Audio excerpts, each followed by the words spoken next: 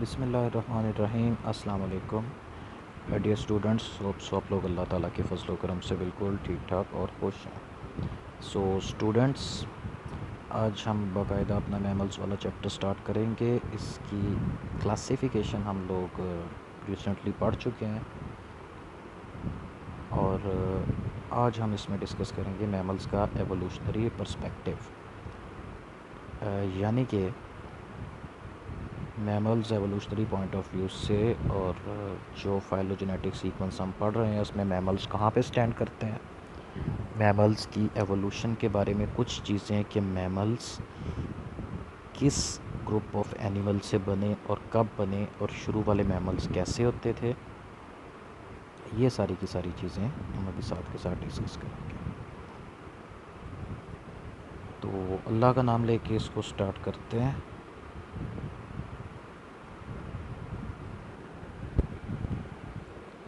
तो tertiary period शुरू होते ही, जो कि आज से तकरीबन 70 मिलियन ईयर्स पहले की बात है, इसको एज ऑफ मैमल कहा जाता है।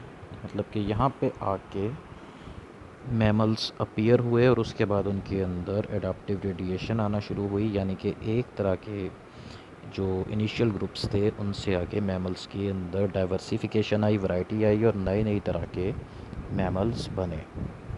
तो ये वो पॉइंट है जहाँ पे आके बहुत सारे फेमस रेप्टाइल्स वाले ऑर्डर एक्सटिंक्ट हुए थे और उसी पॉइंट के ऊपर मैमल्स वाले ऑर्डर्स बनना शुरू हुए थे। तो मैमल्स को मतलब कि अगर ट्रेस बैक करते करते पास्ट में पीछे जाएं तो कार्बोनिफेरस पीरियड,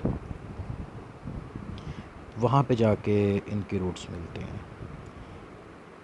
यानी कि वो टाइम जब साइनेप्सिड लीनिएज एमनियोट लीनिएज से अलहदा होकर एक सेपरेट ग्रुप बन गई थी। तो जियोलॉजिकल टाइम स्केल के बारे में आप लोगों ने अपने फर्स्ट और सेकंड सेमेस्टर के अंदर जो ज़ूलॉजी पढ़ी थी पेपर ए, उसके अंदर उसको डिटेल से पढ़ लिया होगा। और मुझे बता दीजिएगा अगर नहीं पढ़ा हुआ तो एक दिन आपको एक सेपरेट लेक्चर के अंदर जियोलॉजिकल टाइम स्केल और उसके बेसिक्स कवर करवा दिया जाए। अच्छा जी, इस लीनिएज को देखना, सबसे ऊपर वाली साइड के पे यहाँ पे एक और उसके बाद ये दो और ये तीन ग्रुप्स बनाए गए हैं स्कल की शेप की बेस पे, एनेप्सिडा, डायप्सिडा और साइनेप्सिडा। इसके अंदर ये जो नीचे बॉक्स है इसमें एनेप्सिडा के एग्जांपल्स हैं कि इसमें कौन कौन से ग्रुप्स आते हैं, इसमें एक ही है। उसके बाद डायप्सिडा के अंदर फर्दर दो सब ग्रुप्स हैं, आर्कोसोरिया और लेपिडोसोरिया। तो इसके अंदर से जो ये सबसे दो लेफ़्ट वाले ग्रुप में क्रोकोडीलिया जो आजकल पाया जाता है, इसमें मगरमच्छ आते हैं। और उसके बाद आता है टीरोसोरिया, इसके साथ क्रॉस बना हुआ है, मतलब कि ये एक्सटिंक्ट हो चुका है। बहरहाल ये उड़ने वाले डायनासोर होते थे और इनके अंदर फीदर्स नहीं होते थे, इनके परों पे चमगादड़ की तरह से मेम्ब्रेन लगी होती थी, लेकिन इनका साइज़ बहुत बड़ा हुआ करता था। उसके बाद ये वाला जो है ग्रुप, इसको कहा जाता है डायनासोरिया, मतलब कि आर्कोसोरिया से बनने वाला दूसरा ग्रुप डायनासोरिया। और डायनासोरिया के अंदर फर्दर तीन ग्रुप्स हैं। इसके अंदर ऑर्निथिस्शिया, उसके बाद सॉरिस्शिया और एव्स। तो ऊपर वाले जो दो ग्रुप्स हैं बेटे, ये एक्सटिंक्ट हो चुके हैं। ये दोनों डायनासोर्स के बड़े बड़े ग्रुप्स थे। ये सारे ही जो मतलब के ग्रुप्स मतलब कि यहाँ पे मेंशन हुए हैं, मैं आपको इनकी सेपरेट पिक्चर्स और इनके अंदर जो रिप्रेजेंटेटिव एनिमल्स हैं, जो मतलब फेमस डायनासोर्स हैं, उन सब की पिक्चर्स अभी इस लेक्चर के साथ ही एक सेपरेट वीडियो के अंदर सेंड कर दूँगा। उसके बाद आता है लेपिडोसोरिया। इसके अंदर एक थायोसोरिया, ये फ़िश की तरह के प्री हिस्टोरिक एनिमल थे जो कि पानी के अंदर पाए जाते थे, लेकिन साइज़ में बहुत बड़े और बड़े ख़तरनाक किस्म के होते थे। उसके बाद प्लीजियोसोरिया, ये भी चार लिम्स वाले, इसके चप्पू की तरह के चार पाँव होते थे और एक लंबी गर्दन होती थी। ये भी पानी के अंदर ही पाए जाते थे। तो ये दोनों ग्रुप्स तो एक्सटिंक्ट हो गए। उसके बाद क्रोकोडीलिया ये पाया जाता है, और स्क्वामेटा, स्नेक्स और लिजर्ड्स वगैरह ये भी। और साइनेप्सिडा के अंदर एक ही ग्रुप है जो कि मैमल्स है। तो यहाँ पे अब जो नीचे जो सर्कल बना हुआ है गोल वाला ग्रीन कलर का, ये वो एंसेस्ट्रल स्टॉक है, यानी कि प्री हिस्टोरिक एनिमल्स का ग्रुप है, जिससे आगे पे डाइवर्सिफिकेशन हो के ये सारे के सारे ग्रुप्स बने, जिनको भी हमने ऊपर डिस्कस किया है। तो सबसे पहले ये वाली लाइन है जो यहाँ तक जाती है। अब इस लाइन के अंदर जो जो करेक्टर्स हैं, नंबर 1 तो ये कि इनके अंदर इनएप्सिड स्कल, और दूसरा प्लेस्ट्रॉन और कैरापेस से बनने वाला एक शेल, ऊपर वाला जो पीस होता है उसको कमर वाली साइड पे, डॉर्सल साइड पे, उसको कैरापेस कहते हैं, जो वेंट्रल साइड पे, पेट वाली साइड पे होता है उसको प्लेस्ट्रॉन कहते हैं। और इसकी जो डर्मल बोन्स होती हैं, यानी कि इसका वर्टिब्रल कॉलम वगैरह, वो सारे का सारा इसके शेल के साथ ही फ्यूज्ड होता है। तो इन करेक्टर्स के साथ जो ऑर्डर बना उसको कहा जाता है टेस्टोडाइन्स, जिसके अंदर कछुए आते हैं, मतलब कि टर्टल, टोरटॉइस, टेरापेंस वगैरह। उसके बाद ये वाली लाइन, मतलब कि ये मेन लाइन है, इससे सबसे पहले ये वाला ग्रुप बन के अलहदा हो रहा है। इस पॉइंट पे जाके ये लाइन दो में डिवाइड हो गई। एक लाइन तो सीधी आके जाके क्रोकोडिलिया के अंदर चेंज हो गई, मतलब कि इससे बने क्रोकोडाइल। दूसरी लाइन से आगे जाके 4 ग्रुप्स बने। टीरोसोरिया, उड़ने वाले डायनासोर, ऑर्निथिशिया और सोरिशिया, ये जो बड़े फेमस बड़े साइज़ के और छोटे साइज़ के, मीडियम साइज़ के सारे डायनासोर इन 2 ग्रुप्स के अंदर आते हैं, और एव्स। अब एक कॉर्नर के ऊपर एव्स यानी कि बर्ड्स हैं, दूसरे कॉर्नर के ऊपर रेप्टाइल्स, और इनके दरमियान में डायनासोर्स के 3 ग्रुप्स हैं। तो ये तीनों ग्रुप्स के साथ ये क्रॉस या डैगर बने हुए हैं, खंजर बने हुए हैं। इसका मतलब ये होता है कि ये एक्सटिंक्ट हो चुके हैं।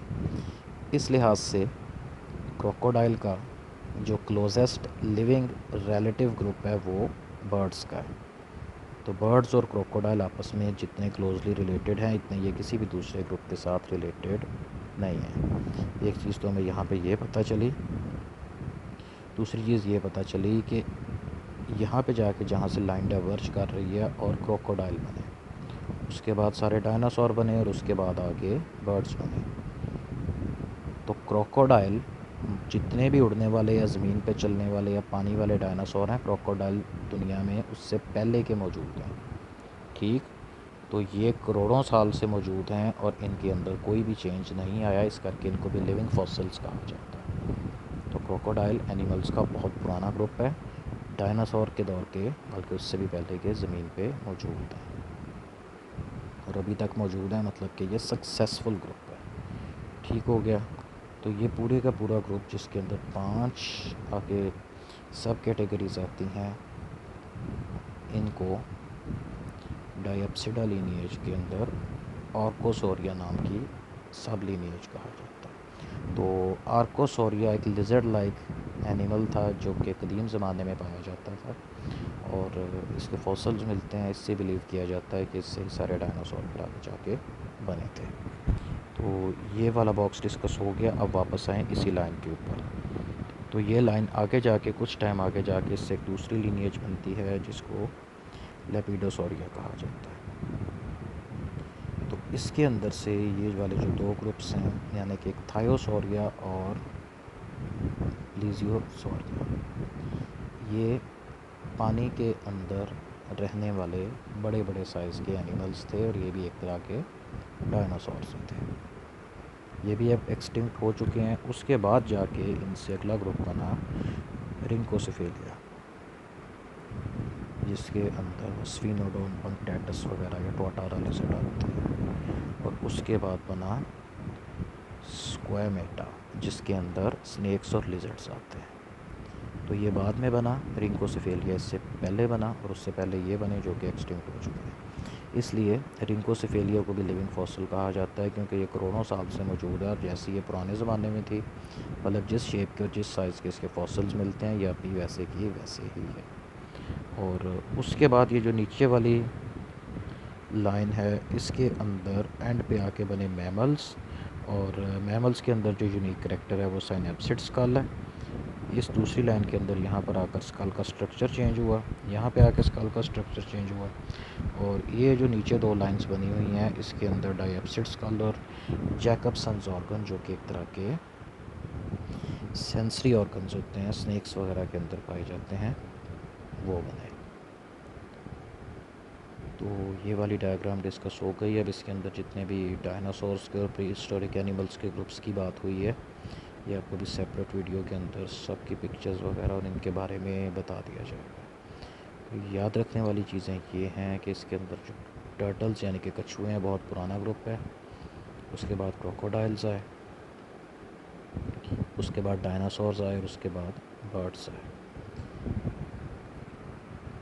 तो क्रोकोडाइल दुनिया पे बर्ड्स और डायनासोर्स और ये जो मतलब कि प्री हिस्टोरिक रेप्टाइल्स हैं, इनसे भी पहले के दौर के मौजूद हैं।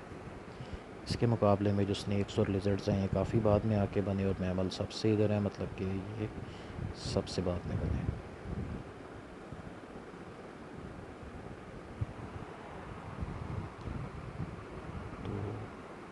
मैमल के करैक्टर को मतलब कि शुरू वाले मैमल से लेके मॉडर्न मैमल्स तक कन्वर्ट होते होते 200 मिलियन ईयर्स का दौरानिया लगा, यानी कि 20 करोड़ साल।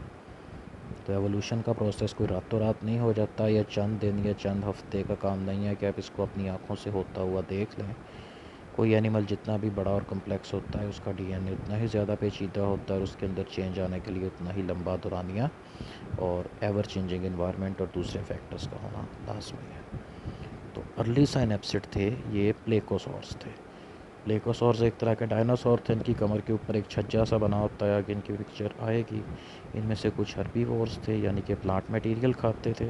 दूसरों के स्केल्टन के अंदर इस तरह की अडाप्टेशंस पाई जाती हैं जिनको देख के ये पता चलता है कि ये हर्बीवोर्स नहीं थे, ये कार्निवोर्स थे, और ये प्रेडेटर थे, यानी कि अपने से छोटे डायनासोर्स को पकड़ के खाया करते थे। इनके ऊपर वाले जबड़े के अंदर जो अगली साइड के दांत थे वो साइज़ में बड़े थे, और पिछले दांतों और अगले दांतों मतलब कि इनकी दाढ़ें और फ्रंट वाले दांतों के दरमियान में एक गैप था जिसको डायास्टीमा कहा जाता है। तो इस तरह का जो गैप होता है, ये मॉडर्न हर्बीवोरस मैमल्स के अंदर भी पाया जाता है कि इंसाइज़र अलहदा होते हैं, केनाइन्स उनके अंदर एब्सेंट होते हैं। इंसाइज़र्स और इसकी प्री मोलर्स के दरमियान में मतलब कि दाढ़ों के दरमियान में ऊपर और नीचे खाली जगह पाई जाती है जिसको डायास्टीमा कहा जाता है।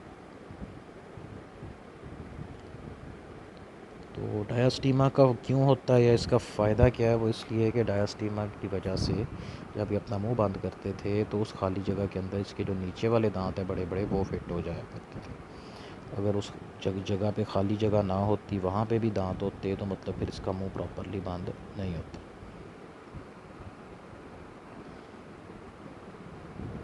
इसके अलावा इनका जो तालू था, मतलब कि पैलेट बोन जो होती है, मुंह की छत जिसको तालू कहा जाता है, वो आर्च यानी कि ऊपर को कर्व था। जिस तरह से हमारा जो पैलेट बोन होती है, ये भी ऊपर को आर्च्ड होती है, यानी कि कर्व्ड होती है, ऊपर को उठी होती है।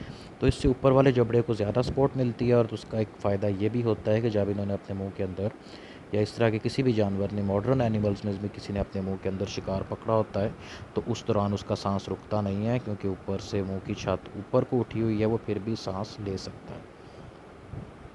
इसके अलावा इनकी टांगें लंबी थी और शुरू वाले एमनियोट्स की निस्बत स्लिम थी, पतली थी। इससे पता चलता है कि ये काफ़ी स्पीड के अंदर दौड़ भी लेते थे।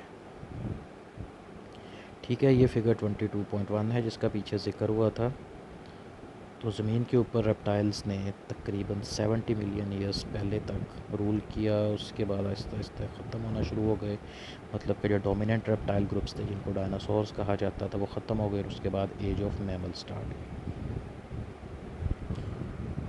तो शुरू के अंदर जो मैमल्स बने थे वो छोटे साइज़ के थे, और उनके फॉसल रिकॉर्ड से और रिसेंट होने वाली जेनेटिक मटेरियल की स्टडीज़ से ये पता चलता है कि वो नॉकटर्नल थे, यानी कि वो रात के वक्त निकला करते थे।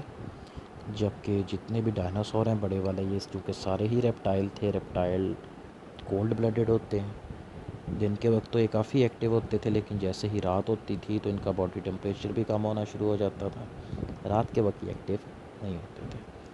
सिर्फ रेप्टाइल्स की चंद एक स्पीशीज़ हैं जो कि उस दौर में पाई जाती थी, और वो किसी हद तक एंडोथर्मिक थे, मतलब कि इंटरनली अपनी बॉडी हीट को इंक्रीज़ कर सकते थे। इस वजह से वो रात के वक्त निकला करते थे, और शुरू वाले दौर के अंदर जो छोटे छोटे मैमल्स थे, यानी कि रैट की शक्ल सूरत के, उनका शिकार किया करते थे। तो बाद के अंदर मैमल्स के अंदर जैसे जैसे एवोल्यूशनरी प्रोसेस होता गया, इनके अंदर कुछ यूनिक कैरेक्टर्स आए जो कि रेप्टाइल्स के अंदर नहीं थे। Presence of hair, endothermy, mammary glands, ये करेक्टरिस्टिक कैरेक्टर्स हैं, यानी कि जिसकी बेस पे किसी जानवर को कहा जाता है कि ये मैमल है। यहाँ पे जो एग्जांपल दी गई है, मतलब जो पिक्चर के अंदर, इसको लोलैंड गोरिल्ला कहा जाता है, जिसका साइंटिफिक नेम गोरिल्ला गुएरी है। ऑर्डर प्राइमेट्स है, तो इंसान भी इसी ऑर्डर के अंदर आता है, और ये गोरिल्ला एप्स के अंदर आता है, नॉट मंकीज़। ये वाली जो पिक्चर है ये ब्लैकीसॉरस की है, जिसके बारे में भी जिक्र हुआ कि इस ग्रुप के अंदर कुछ स्पीशीज़ थी जो हर्बीवोरस थी और कुछ ऐसी थी जो कि कार्निवोरस थी। तो पर्मियन पीरियड के मिड तक आते आते ब्लैकीसॉरस से इस तरह के ग्रुप्स आगे बने जो कि मैमल लाइक रेप्टाइल थे, मतलब थे तो रेप्टाइल लेकिन उनके कुछ कैरेक्टर्स मैमल्स की तरह के थे। तो इनका एक डाइवर्स ग्रुप बना जिसमें काफ़ी वैरायटी पाई जाती थी शेप की और साइज़ की, और उस ग्रुप को थेरेप्सिड कहा जाता था। इनमें से कुछ प्रेडेटर थे जबकि कुछ हर्बीवोर्स थे। तो वो थेरेप्सिड जो प्रेडेटर थे उनके दांत इनके मुंह में ज़रा सामने वाली साइड पे थे और बड़े बड़े हुआ करते थे, ताकि शिकार को पकड़ भी सकें और उसको मतलब कि चीर फाड़ के खा भी सकें। इसके जो पिछले वाले दांत थे, यानी कि इसकी जो दाढ़ें वगैरह बनती हैं, वो साइज़ के अंदर छोटे थे और तादाद में भी कम थे। कुछ थ्रेप्सिड इनके जबड़े आगे को लंबे थे, मतलब कि जिस तरह से क्रोकोडाइल वगैरह का मुंह आगे को लंबा होता है, इस तरह से ज़रा आगे को बड़े हुए थे। उससे ये होता है कि जब ये किसी शिकार को इस तरह का जानवर काटता है तो जो बाइट फोर्स होती है, काटने की फोर्स पर स्क्वायर इंच, वो ज़्यादा होती है। तो इनके अंदर भी वो कैप्चर एंड स्नैप वाला मेथड था, यानी कि एकदम से शिकार को अपने मुंह में लेकर ज़ोर से बंद करते थे, जिस वजह से वो जानवर या तो मर जाता था और उसका पीस हो जाते थे उसके। इसके अलावा जो थेरेप्सिड हर्बीवोर्स थे, इनकी डाइट के बारे में भी इनके दांतों से ही पता चलता है। दांतों के ऊपर हमारा मतलब कि एक लेक्चर भी है, तो इसके अंदर हम उसको डिटेल से डिस्कस करेंगे कि किसी जानवर के सिर्फ दांत देख के कैसे पता चलता है कि इसकी एज कितनी है और इसका लाइफस्टाइल कैसा है और इसकी डाइट कैसी है। तो इनके दांत भी हर्बीवोरस मैमल्स के साथ मिलते जुलते थे, यानी कि हर्बीवोरस थेरेप्सिड के दांत हर्बीवोरस मैमल के साथ मिलते जुलते थे। इनके माउथ के अंदर भी डायस्टीमा वाली स्पेस पाई जाती थी, जिसकी वजह से इनके अगले दांत और पिछले दांत यानी कि दाढ़ें एक दूसरे से सेपरेट रहते थे। इसके अलावा इसकी दाढ़ों के ऊपर को उभरे हुए हिस्से जिनको रिजेस कहा जाता है, या अगर दांतों के टेक्निकल टर्म्स में बात की जाए तो उनको कस्प कहा जाता है। अपनी दाढ़ों पे ज़बान फेर के देखेंगे तो आपको भी आइडिया हो जाएगा कि इंसान की दाढ़ें भी ऊपर से उभरी हुई होती हैं, और ये जो इसके उभरे हुए किनारे होते हैं इनको कस्प कहा जाता है या कॉन्स कहा जाता है, CONES कॉन। तो ये प्लांट मटेरियल को चबाने के लिए और उसको छोटा छोटा करने के लिए यूज़ होते थे। तो बाकी रेप्टाइल्स के बरक्स जो थेरेप्सिड हैं, इनके जो पिछली टांगें हैं ये बॉडी की निचली साइड पे लगी होती थी। बाकी जितने भी रेप्टाइल आपने आजकल के भी देखेंगे, मतलब दीवार पे छिपकलियाँ होती हैं, घर में कॉमनली पाई जाती हैं, इसके अलावा मगरमच्छ वगैरह होते हैं, इनकी टांगें इनकी बॉडी की साइड्स पे लगी होती हैं। तो ये रेप्टाइल चलने से पहले अपनी टांगों पे जोर दे के अपनी बॉडी को ऊपर उठाते हैं, फिर चलते हैं, और जब ये किसी जगह पे मतलब कि रुक जाते हैं तो वापस अपनी पेट को ज़मीन के साथ लगा लेते हैं।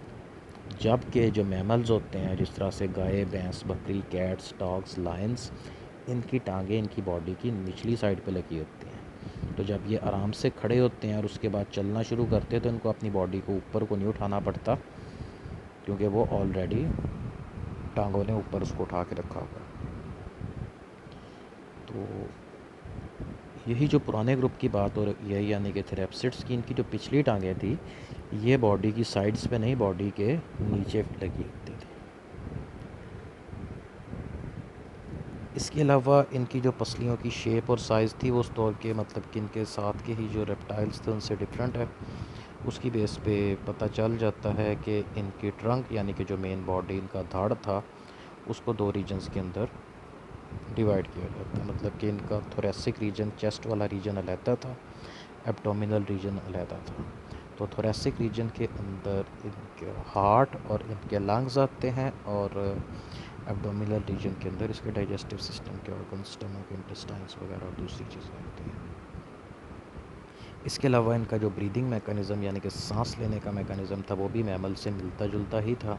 हाँ, इनके अंदर डायाफ्राम होता था या नहीं होता था, इसके बारे में कुछ कंफर्म आइडिया नहीं है, क्योंकि सॉफ्ट टिश्यूज़ के फॉसिल्स बड़ी मुश्किल से बनते हैं। अभी तक इस तरह का कोई फॉसिल नहीं मिला।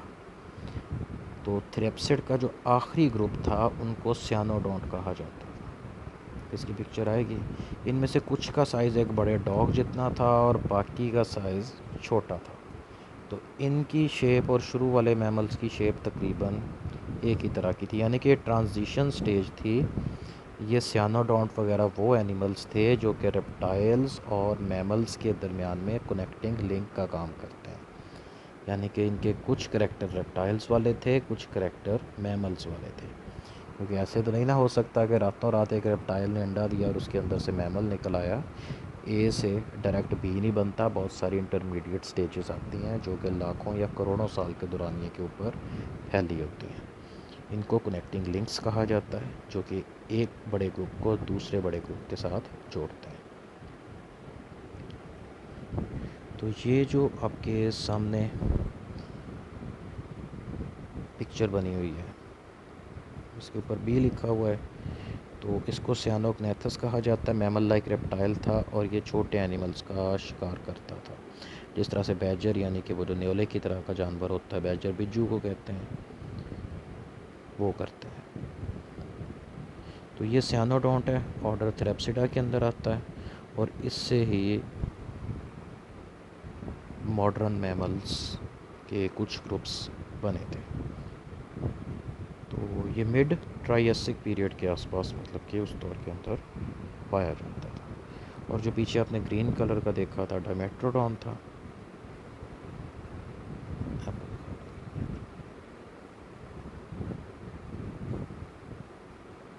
ये वाला, ये ए वाला, इसको डायमेट्रोडॉन कहते हैं। इसकी डिटेल आगे अभी हम पढ़ लेते हैं।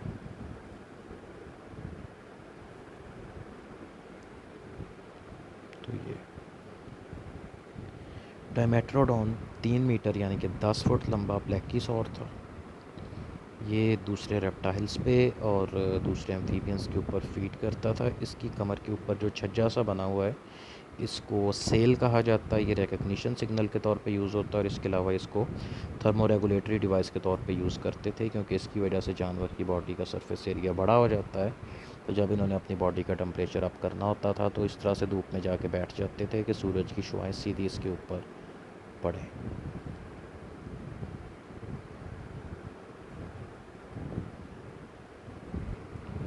तो अर्लीस्ट मैमल जो कि शुरू में मैमल्स बने थे, इनका साइज़ छोटा था, यानी कि तकरीबन 10 सेंटीमीटर लंबे।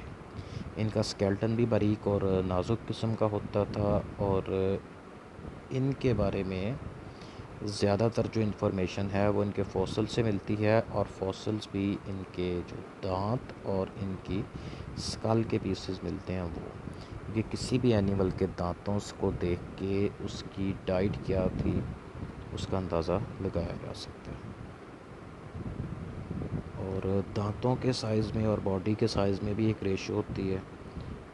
उस बेस पे अगर अकेले दांत भी मिल जाएं किसी जानवर के तो अंदाज़ा लगाया जा सकता है कि इस जानवर का वैसे साइज़ कितना होता था। तो फॉसिल के अंदर, एनिमल्स के फॉसिल के अंदर टीथ बहुत ज़्यादा इम्पोर्टेंट होते हैं। तो स्टडीज़ से ये पता चलता है कि वो मैमल जो कि जुरासिक और क्रिटेशियस पीरियड के अंदर पाए जाते थे, ये प्रेडेटर थे और दूसरे छोटे साइज़ के वर्टिब्रेट्स और इंसेक्ट्स वगैरह के ऊपर फीड किया करते थे। इसमें से चंद एक ऐसे भी थे जो हर्बीवोर्स थे, और कुछ ऐसे थे जो कि ओमनीवोर्स थे, यानी कि अवेलेबिलिटी की बुनियाद पे जो भी चीज़ मिल गई, अगर कोई जानवर मिल गया या कीड़े मकोड़े मिल गए वो उनको खा लिया करते थे, अगर नहीं मिले तो plant material, fruits and seeds वगैरह के ऊपर फीड करते थे।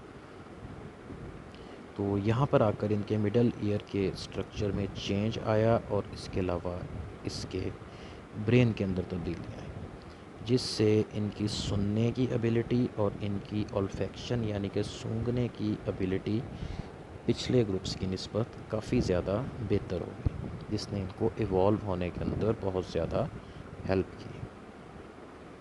तो कुछ zoologists ये कहते हैं कि छोटा साइज़ होना, well develop sense of smell और सेंस ऑफ हेयरिंग होना, और लैक ऑफ कलर विजन, मतलब कि एक ही कलर में चीज़ें नज़र आना, ब्लैक एंड वाइट या सिर्फ एक ही शेड में नज़र आना, ये सारी चीज़ों की बेस पे अंदाज़ा लगाया जाता है कि जो शुरू वाले मैमल्स थे ये नॉकटर्नल थे, यानी कि सिर्फ रात के वक्त निकलते थे। तो इस चीज़ को रिसेंटली होने वाली जो जेनेटिक स्टडीज़ हैं वो भी कंफर्म करती हैं, यानी कि शुरू वाले मैमल्स के जो कुछ अच्छी हालत के फॉसिल्स मिले, वहाँ से डीएनए एक्सट्रैक्ट करके उसकी स्टडी से पता चला कि जो शुरू वाले मैमल्स थे इनमें कलर विजन नहीं था, इनको चीज़ें कलर में नज़र नहीं आती थी, एक ही शेड में नज़र आती थी। तो ये काफ़ी बड़ा ब्रेक थ्रू था, और इस चीज़ के ऊपर जो रिसर्च आर्टिकल थे ये नेचर जैसे बड़े साइंटिफिक जर्नल्स के अंदर पब्लिश हुए थे। अगर किसी बच्चे ने पढ़ना है तो बता दें, मैं उसको लिंक दे दूँगा।